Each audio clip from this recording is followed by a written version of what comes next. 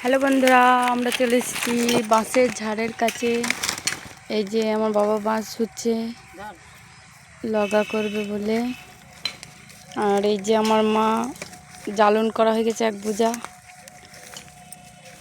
জ্বালন বানছে, ভাত রান্না হবে। এদিকে বলছে আমাদের ভাতের চাল নাই, এই জ্বালন নিয়ে যাবো, রান্না করবো, আমাদের গ্যাস নাই।